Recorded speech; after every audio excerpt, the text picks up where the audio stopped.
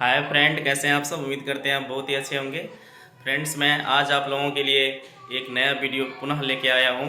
आज मैं आप लोगों को मिथिला के प्रसिद्ध कवि कवि विद्यापति के जन्मस्थली पर लेकर जाने वाला हूं। क्योंकि फ्रेंड्स, आजकल आप लोग देखते हैं कि जितने भी महापुरुष हैं, जितने भी हमारे जो विरासत हैं, उनको लोग इग्नोर कर रहे हैं, उस पर ध्यान नहीं दे रहे हैं। लेकिन उस पर ध्यान देना बेहद ज़रूरी है। तो फ्रेंड्स, मैं आज आप लोगों को कवि विद्यापति के जन्मस्थली पर लेकर चलूँगा। मैं यात्रा मधुबनी से शुरू कर रहा हूँ और बिस्फी गांव तक जाऊँगा। मंजिल का तो मज़ा है ही, लेकिन असली मज़ा तो रास्तों का है। तो इसलिए फ्रेंड्स, मैं आप लोगों को रास्तों में सब कुछ दिखाते हुए चलूँगा कि कैसे हम लोग गए वहाँ पे, जन्मस्थली पर कैसे पहुँचेंगे और किस किस रास्ते से होकर जाएंगे। तो अगर आप मधुबनी आते हैं तो मधुबनी से यात्रा शुरू करिएगा, तो बिस्फी गांव तक कैसे पहुँचेगा वो सारी चीज़ आप लोगों को हम दिखाते चलेंगे। लोकेशन दिखाएंगे, बेहतरीन खूबसूरत लोकेशन। क्योंकि मिथिला का जो खूबसूरती है ना, शायद ही कहीं पर है। तो मैं एक मिथिलावासी हूँ, तो हम सभी को मिथिलावासियों को एक गर्व होना चाहिए कि हम लोगों के इतने महाकवि विद्यापति के गांव हम लोग जा रहे हैं। तो प्लीज़ आप लोग इस वीडियो को ज़रूर प्यार दीजिएगा, सपोर्ट कीजिएगा।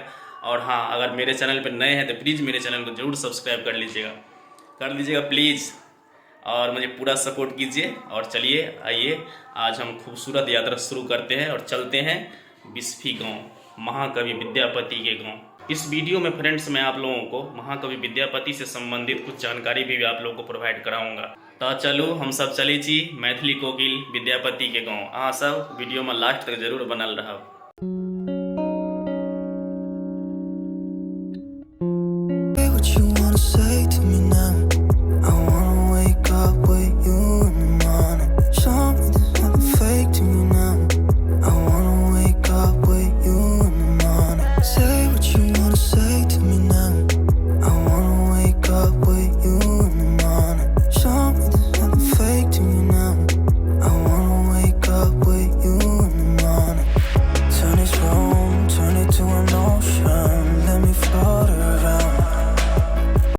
अभी हम लोग फ्रेंड्स रैयाम पहुंच गए हैं, और ये रैयाम मार्केट है। और इधर से जो है दरभंगा की ओर चला जाता है रास्ता, और इस साइड जो है इस साइड से जाते हैं हम लोग बिस्फी। तो हम लोग अभी आगे बढ़ते हैं, और इधर रैयाम थाना भी बगल में ही है, तो हम लोग आगे बढ़ते हैं।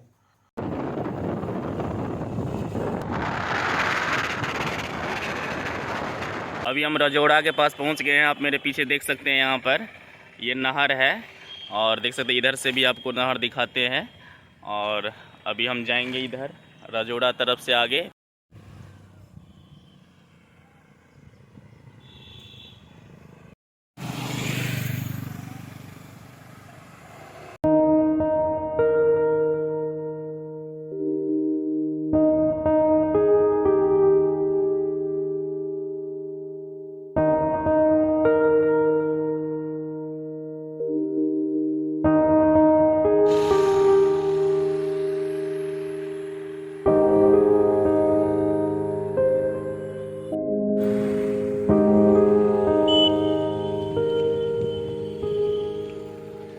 जीरो माइल आने पर यहाँ पर भी 3 साइड से रास्ता मिल जाएगा आपको। तो सामने मस्जिद आप देख रहे हैं, तो हम लोग को निकलना है बिस्फी।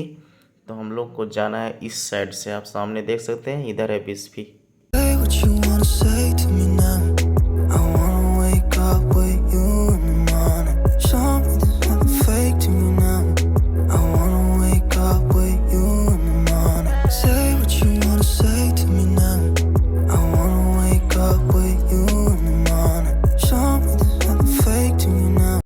आखिरकार हम बिस्फी गाँव पहुँच गेलहुँ, और यह छियै बिस्फी गाँव, देख सकै छियै एतऽ। और माँ भगवती के प्रांगण में एहिठाम देखियो कते नीक से लोग सब बैठ के गपशप कऽ रहल यऽ। यह छियै मिथिला कल्चर, जे आपस में सब बैस के गपशप करलक। और देखियो नीम के पेड़ माँ भगवती के सामने अछि, कते नीक लागि रहल छै। एतऽ से मात्र 10 कदम के दूरी पर विद्यापति के जन्मस्थली छै। और ई देख सकै छियै हम जे छै विद्यापति के जन्मस्थली के पास आबि गेल छी। और सामने देख सकै छियै कि यह गेट छियै, और नीचा में ताला लागल छै। तऽ ककरो एहिठाम बजबऽ पड़तै ताला खुजबै के लेल, किएक तऽ गाँव परिवेश छै, तऽ बहुत सारा जानवर सब अंदर घुसि जाइत हेतै, ताहि लऽ कऽ शायद बंद छै केने। फ्रेंड्स, अभी आप देख सकते हैं, अभी हम आ गए हैं विद्यापति के जन्मस्थली पर। आप देखिए मेरे पीछे उसका स्टैच्यू बगल में लगा हुआ है, वहाँ पर आपको दिखाई देता होगा। और मैं आपको आज यहाँ पर पूरा सब कुछ दिखाऊंगा, पूरा एकदम कूल ब्लॉग टाइप से, एकदम सिंपलिसिटी से दिखाऊंगा। तो आप लोग वीडियो में लास्ट तक ज़रूर बने रहिएगा। और यहाँ पे आप देख सकते हैं चारों साइड जो है कितना बढ़िया से बनाया गया है। तो ये उनके लिए बहुत ही अच्छी बात है, उनको याद रखने के लिए इस तरह से देखिए कितना बढ़िया से यहाँ पे बागवानी किया गया, देखिए पेड़ सब। और मैं आपको कैमरा उस साइड करके पहले आपको नेचर से अवगत कराता हूँ, है ना। तो आप लोग वीडियो में बने रहिए। कितने अच्छे अच्छे यहाँ पर फ्लावर है, आपको देख सकते हैं सामने। और हम आगे बढ़ने की कोशिश करते हैं। आप देखिए ये कौन सा पौधा है मुझे मालूम नहीं, बट बहुत ही यूनिक है। देखिए आपको क्लोज करके दिखाते हैं, आप लोग को मालूम होगा तो बताइएगा कौन सा ये पौधा है और क्या चीज़ का यहाँ पे फल लगा हुआ है। देखिए यहाँ पे बिहार पर्यटन यहाँ पे लिखा हुआ है, यानी कि बहुत दूर दूर से लोग यहाँ पर एज ए पर्यटन घूमने आते हैं। और आपको अंदर लेके चलते हैं अभी। मेरे साथ देखिए एक यहाँ पे स्टूडेंट मिल गया और उनसे अभी बातचीत करेंगे। और ये मुझे थोड़ा सा घुमाएगा अंदर ले जा करके। तो देखते हैं, आ जाओ। क्या नाम है आपका? राहुल कुमार। राहुल, आइए आप हमको बताइए थोड़ा सा कि अंदर में क्या सब है। चलिए आइए। पूरा अंदर हम लोग आ गए हैं और आप चारों साइड पहले देख लीजिए। और देख सकते हैं वहाँ पे उनका स्टैचू लगा हुआ है।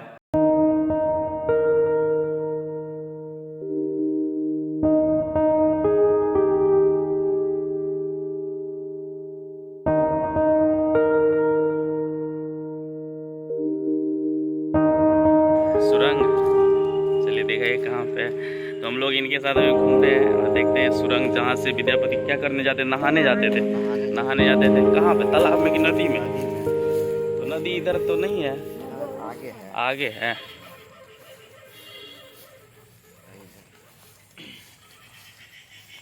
मेरे साथ ही जहाँ हम लोग जा रहे हैं।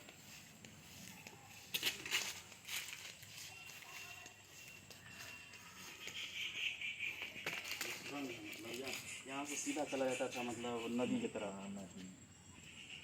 अब तो ख़त्म हो गई।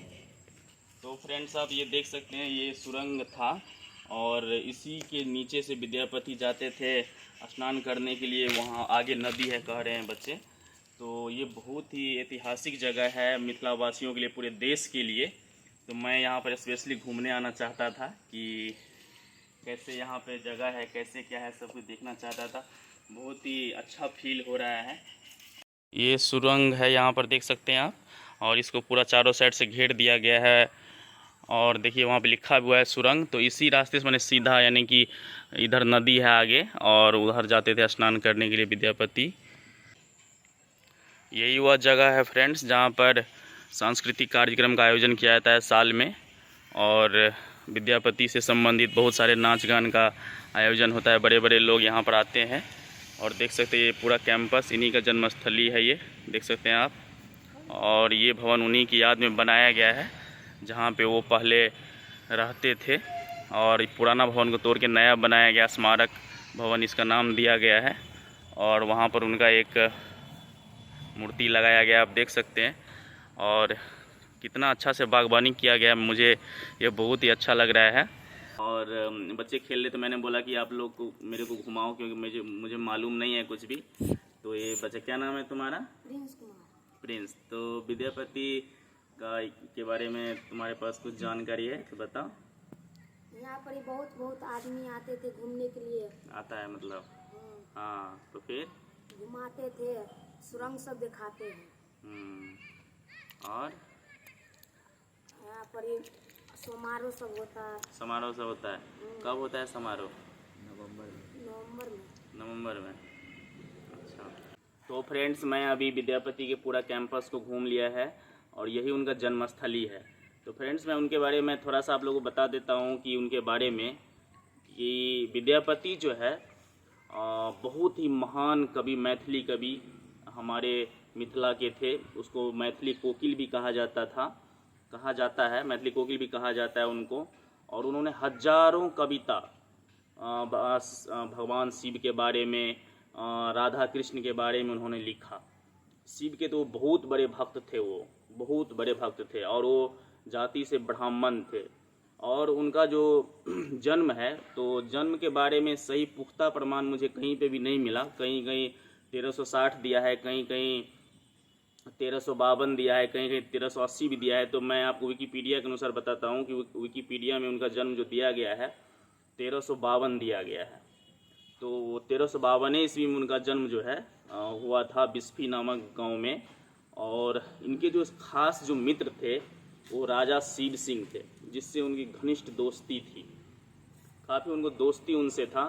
और राजा शिव सिंह इनकी कुशलता से खुश होकर के, इनकी प्रतिभा को देखते हुए इनको बिस्फी गांव, हालांकि राजा तो शिव सिंह थे, लेकिन उनको खुश होकर के राजा शिव सिंह ने उनको बिस्फी गांव पूरा दान में दे दिया था कि आप इस गांव के पूरे देख रेख करिए।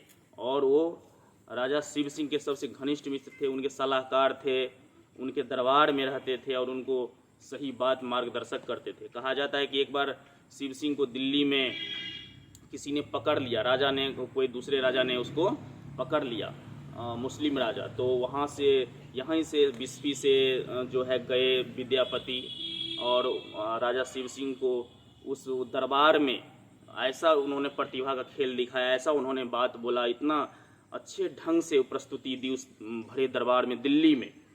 तो अब वहाँ से शिव सिंह को वापस छुड़ा के लाए। तो बहुत ही प्यारे आदमी थे। तो अभी हम लोगों ने पूरा जो है विद्यापति का पूरा कैंपस घूम लिया है और मेरे पीछे आप देख सकते हैं बच्चा पार्टी है और ये बिस्फी गांव के ही है। तो सारे स्टूडेंट हैं और पूरा एकदम मुस्कुरा रहा है सब। तो मैं आप लोगों को थोड़ा सा ये जानकारी बताना चाहता हूँ कि इधर आ जाओ कि आप लोग 10वां क्लास में जो मैथिली सब्जेक्ट रखे होंगे तो उसमें शिवगीत जो आप एक कविता देख रहे हैं तो उसमें वो जो शिवगीत है वो विद्यापति ने ही लिखा हुआ है। तो शिव के ऊपर उन्होंने हजारों गीत का रचना किया था और राधा कृष्ण के प्रेम पर भी उन्होंने हजारों गीत का निर्माण किया। संगीतकार थे, सलाहकार थे, कई तरह के भूमिका में वो थे। तो मुझे यहाँ आकर बहुत अच्छा लग रहा है और मैं आप लोगों को कुछ और बताना चाहता हूँ कि उनका जो कुछ प्रमुख पोथी था वो पदावली, उसके बाद पुरुष परीक्षा, उसका कीर्ति लता उनके फेमस कृति है। उसका जो वंश है वो बैसवार वंश के एक विष्णु ठाकुर बहुत बड़े वो भी कवि थे, उनके 8वें पीढ़ी के संतान थे कवि विद्यापति।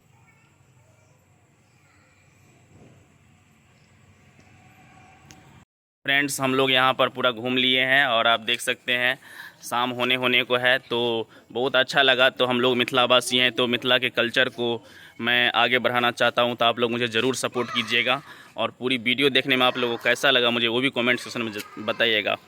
तो आप लोग अगर कुछ सलाह या सुझाव देना चाहते हैं तो आप लोग कमेंट में ज़रूर बताइएगा। और आप लोग मेरे इंस्टाग्राम आईडी पर भी जुड़ सकते हैं, वही है रंजन रमेश 6 नाम से। फेसबुक पेज पर भी आप लोग आ सकते हैं। तो आप लोग मुझे पूरा सपोर्ट कीजिए, मिथिलावासी तो मुझे पूरा सपोर्ट कीजिए और जो भी बाहर के वो भी मुझे पूरा सपोर्ट कीजिए।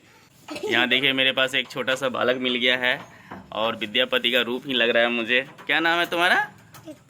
ऋतिक। अच्छा, एक बार और बोलो, क्या नाम है? ऋतिक। घर कहाँ है?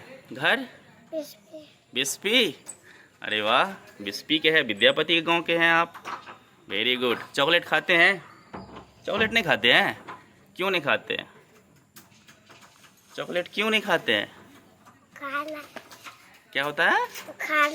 बुखार लग जाता है। कौन बताया आपको?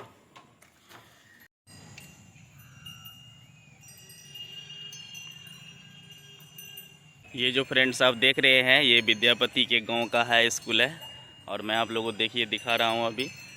तो हाई स्कूल भी मैंने आप लोगों को दिखा दिया और किसी ज़माने में कैसा रहा होगा, यहाँ पर ये ग्राउंड कैसा रहा होगा आप लोग फीलिंग्स कर सकते हैं। और यहाँ पर अभी हाई स्कूल बनाया गया है, आप देख सकते हैं। तो शाम होने को है, अब चलते हैं घर। वीडियो अगर नीक लगल है तो फ्रेंड्स हमारे चैनल के जरूर सब्सक्राइब कर लेवे, लाइक कर देवे, शेयर कर देवे और अपन प्रतिक्रिया कमेंट बॉक्स में जरूर देव और हमारे चैनल के जरूर सब्सक्राइब कर लेवे। ताकि के लेल एतबे मिले फिर नेक्स्ट वीडियो में। जय मिथिला, जय मैथिली।